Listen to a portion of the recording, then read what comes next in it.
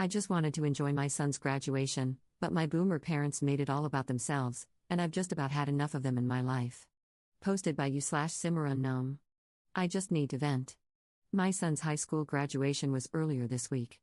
I had invited my parents, both in their late 70s, at the beginning of the year. They kept seesawing on whether they were coming or not. They eventually agreed to come about 3 weeks before graduation, which was okay, cool. They had to drive in from out of state. On the day of, the schedule was pretty clear to them. The ceremony starts at X time, doors open an hour beforehand. Be there 15 minutes before that because that's when parking opens. Parking was going to fill up quickly because over 250 kids were graduating, and some of these kids had about 7 generations of families showing up. I told them to meet me at the parking garage 15 minutes before the doors opened. So what did they do? Leave their hotel, located 25 minutes away, 1 minute before that. Got beached at for not waiting for them, even though, 15 minutes after the doors opened, it was turning into standing room only. When we realized they weren't going to be there and parked by the time the doors opened, my husband, other kid, and I went to wait in line. Thank goodness we did, because about 5 minutes later, the line was down the street to the next block over. They wanted us to come back out to get them, which was impossible because the sea of people was all pushing one way. Not about to battle an entire army of people to get back out, no other way out either. We were lucky to get in when we did and get the seats we did, because by the time my parents texted that they had arrived, it was turning into standing room only. My mom then spent the entire first part of the ceremony people watching with a super judgy face. Kept telling my other kid that the lady with all the piercings and tattoos probably doesn't have a job, is going nowhere in life, etc., etc. I shushed her and got the look. Which no longer affects me since I just spent the last 18 years improving the look. Also, for some reason, my son's full middle name didn't get read out, they just said his initial instead. I don't know why or how it got missed, but I nearly missed getting pictures of my son getting his diploma on stage because she was bitching about it. Some pictures turned out blurry because she kept smacking my arm. Luckily, my husband got some pictures, but like holy crap. I would have cried if we didn't get some sort of decent picture. She snapped at my other kid because we did the whole cheering thing when his name was called. Compared to the other people in the arena, I doubt he even heard us, since it was just me and the other kid. Husband couldn't because he was trying to line up shots around people walking in front of us and his brain couldn't do 2 things at once, lol. One of the kid speakers, class president, maybe, was talking about evolution and how we got to the point we are at today, and my mom complained about that. They should be thanking God. God got them here. Not even a Christian school, mother. She also complained because some of the young ladies were wearing headscarves, they let them in this school?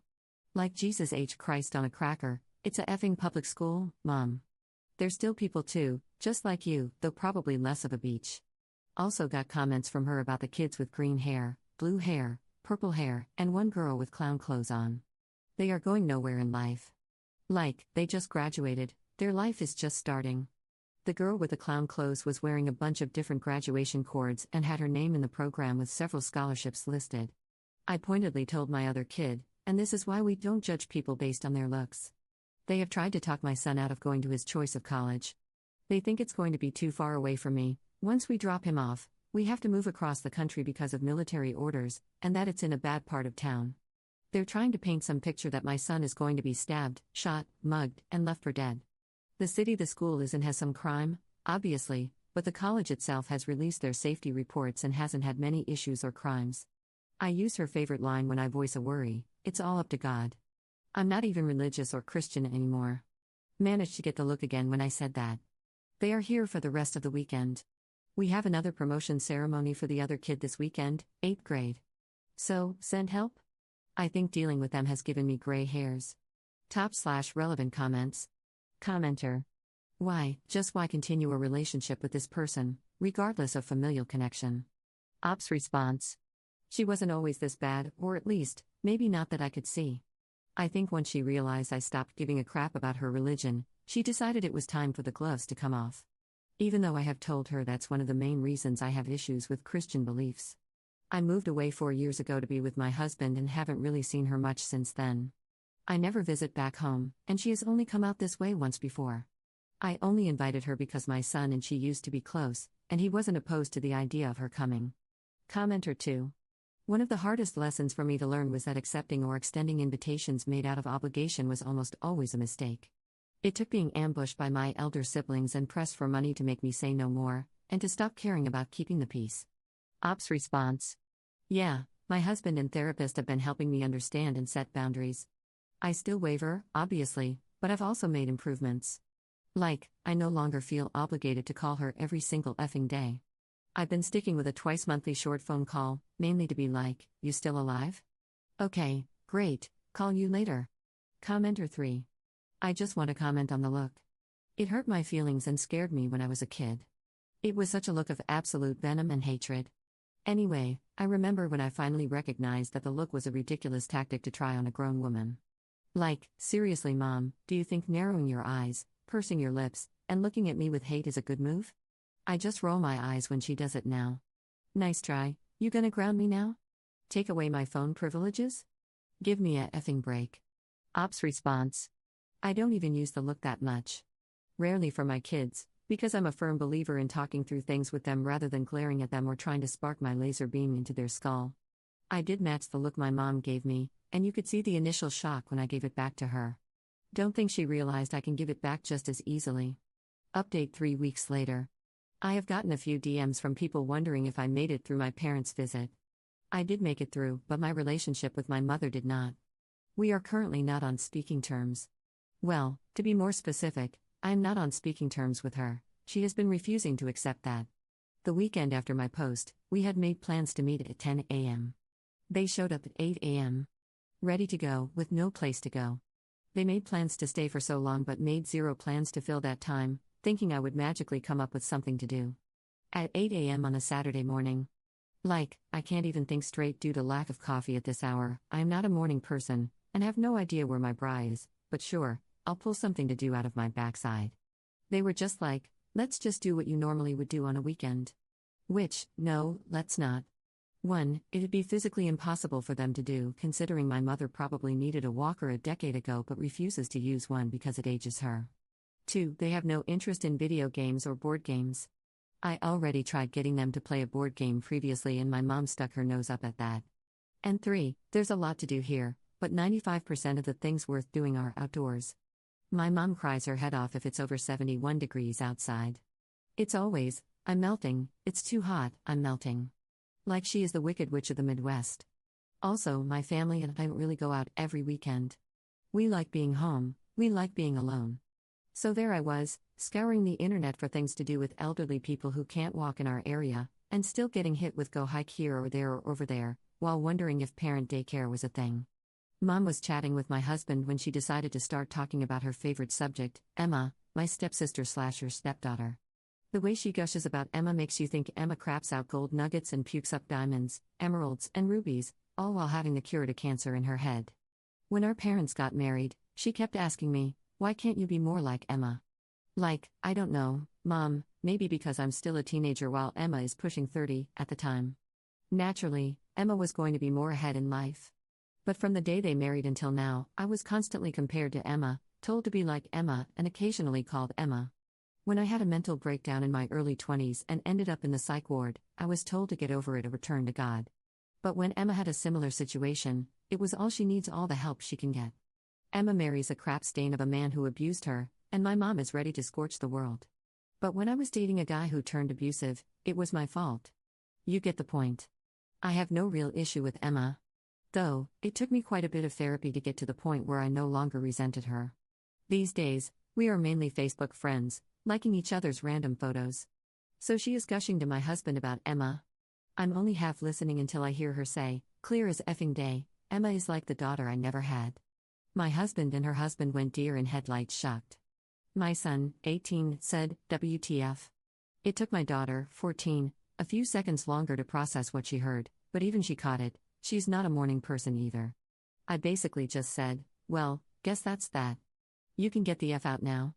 Of course, I was hit with the, what did I do? My son repeated what she said, so she started her gaslighting BS. You took it the wrong way. That's not what I meant. Etc., etc., etc. I think, with the help of those who commented on my last post, I shined up my backbone a little because I just told her to get the F out. My husband says I told her, if you don't have a daughter, then why the F do I have some crusty old farts in my house, and threatened to throw all her crap out the window. I don't remember saying any of that, but my son backs it up. I don't remember a lot in the few minutes it took to get her tossed out. After she finally left my house, I broke down crying and got sick. I don't do confrontations very well. She keeps trying to call, text, and email me. My husband managed to get her blocked on my phone, so at least I don't get bombarded with calls and texts anymore. On the first day, before I blocked her, I had over 50 missed calls and 40 text messages from her. She also managed to fill up my voicemail, not that I listened to any of it. My husband deleted all of them for me too. She only has my old email account that I use for spam now, so I'm not really seeing those either, though last I looked, over a week ago, there were around 20 emails just from her. I'm also starting to get a few letters in the snail mail from her too, so oh joy. I guess she told some sob story to Emma too because she reached out to me. Luckily, she listened to my side and just told me, good for you.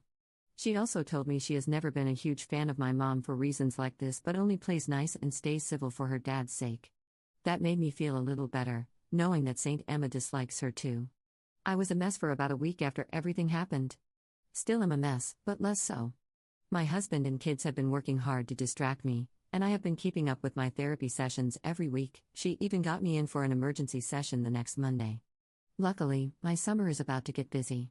Husband is taking a month off, we're having a garage sale, preparing to move to a new state, getting my son ready for college, so I will have plenty to do to keep my mind off things. I did tell my kids they were allowed to have a relationship with either grandma or grandpa, but they were both like, nah, they made my mom cry. Then they proceeded to demolish me in Mario Kart. Top/relevant comments. Commenter. You are free now. You no longer have to try and earn their respect. You no longer have to deal with their expectations, and no more of their BS. Start building your self-esteem and do not be like them to your children. Ops response. My therapist has been giving me some homework that is targeted towards self-esteem or self-confidence, something I have always been lacking. I'd like to think I've broken whatever parenting cycle in regard to my kids. I kind of viewed how I was raised and how my parents parented me as a what not to do guide. My kids and I have a great relationship. Both have said they feel comfortable coming to me for any reason, and have done so. Commenter 2. You've absolutely broken the cycle of abuse, and you should be so proud. I'm going to make an assumption that you're Gen X just based on your kids' ages and such, though it's true for older millennials as well. It's been our generation's curse, as well as our privilege, to break the cycle of abuse, to recognize that kids are humans with feelings and thoughts, and that we never deserve to be treated the way we were either. I see it daily, a generation fighting their damnedest to not be like their parents. I think we're succeeding. I really, truly do. Not only are the kids going to be alright, but so are we. Congrats on the shiny steel spine. But dude, seriously, you let them beat you in Mario Kart?